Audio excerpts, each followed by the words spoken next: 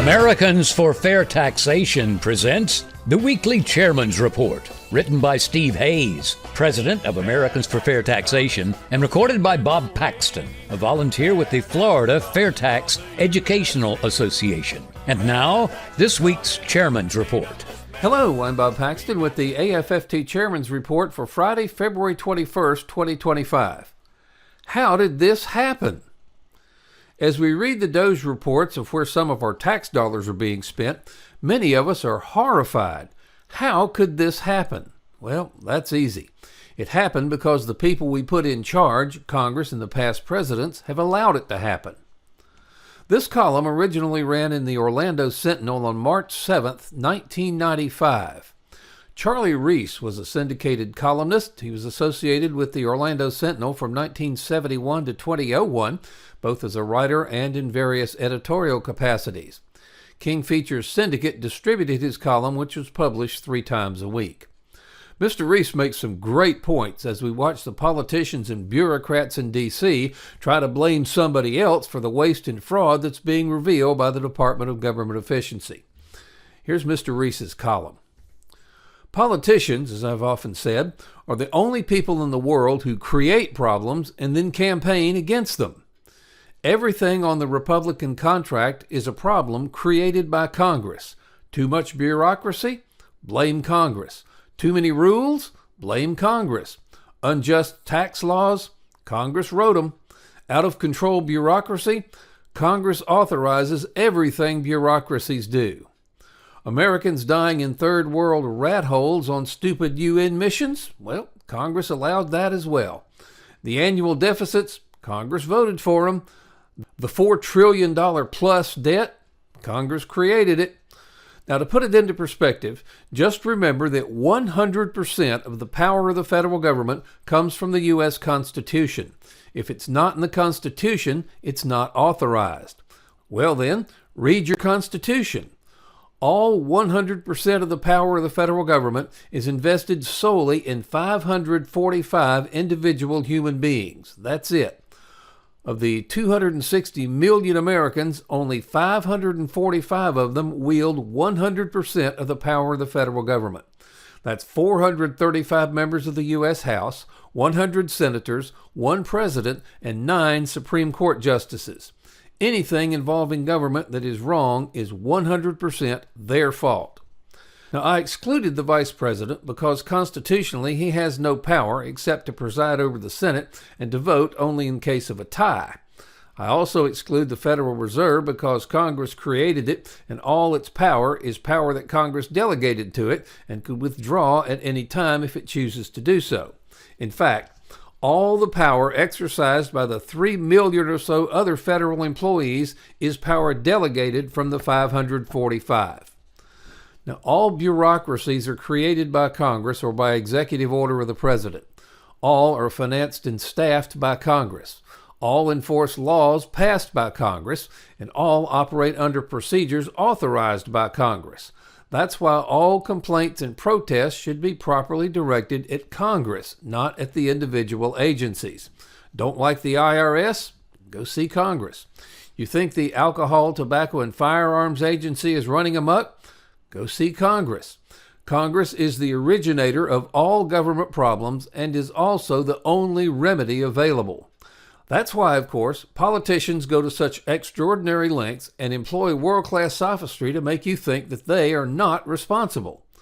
Anytime a congressman pretends to be outraged by something a federal bureaucrat does, he is in fact engaging in one massive con job.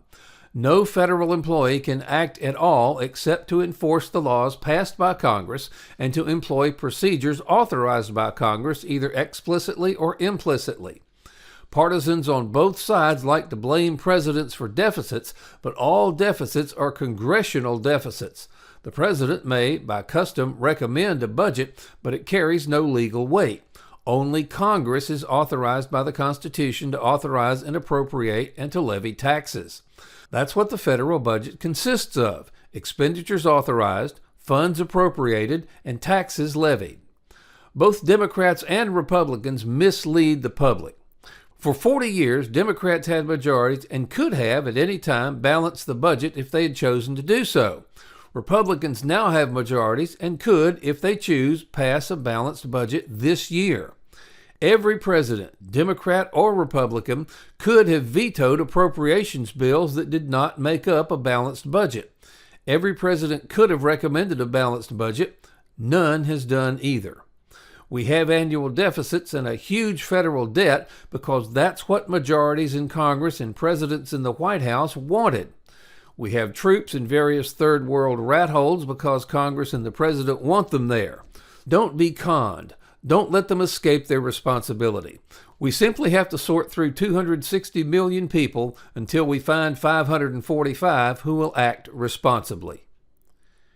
In conclusion, Mr. Reese did a great job of placing the responsibility exactly where it should be, on Congress and the president. Of course, the real responsible parties are the voters who continue to re-elect the same elected officials over and over and over and over. We re-elect these members of Congress over 90% of the time. However, President Trump is one of the 545 who has stated that he has the power and the determination to hold Congress and the bureaucrats accountable. This is a president that sees that the corrupt and incomprehensible income payroll tax system has to be eliminated if America is once again going to be free and prosperous. Now, many of you have labored tirelessly for freedom from the federal income tax and the IRS.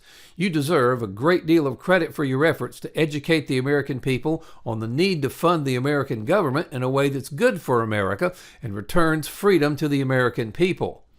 It's imperative, though, that we not replace the current income tax in the IRS with an alternative system that can still be manipulated by the ruling elite. We must let Congress and the President know the best way to replace the income tax in the IRS is with the fair tax. Now, make no mistake about it. The fair tax is a grave threat to the ruling elites. It will strip them of their power and their ability to control us through the tax system. Their opposition to the fair tax will be fierce and unrelenting. And don't think for an instant they won't use half-truths, deception, and downright lies in their desperate attempt to hang on to their power. However, with the support of this president, we can finally eliminate the income tax in the IRS. Now, of course, the best course of action is not only to repeal the income tax and abolish the IRS, but to repeal the 16th Amendment as well, so no future administration can ever shackle the American people with an income tax again. We must come together and ensure that real tax reform, the fair tax, is not subverted by the elites in D.C. This will take the diligent efforts of all of us. We need your financial assistance and we need your grassroots assistance.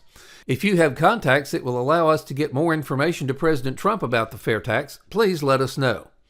Please email us at info@fairtax.org and we'll give you some options on how you can best help us.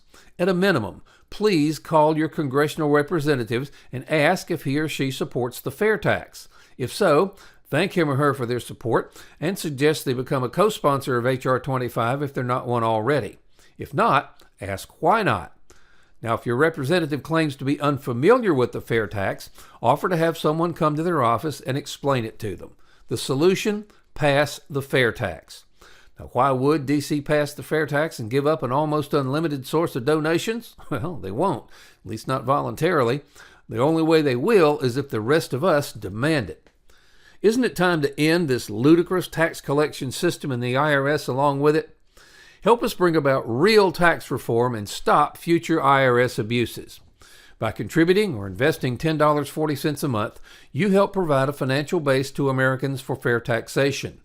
Now, if you can make larger contributions/investments, these will be used not for salaries, as we're all volunteers, but for the needed updates to our economic studies, which will be vital for all future years. Please go to fairtax.org to invest in AFFT and help us pass the fair tax. It's an investment in your and your family's future. This has been the Weekly Chairman's Report, written by Steve Hayes, President of Americans for Fair Taxation.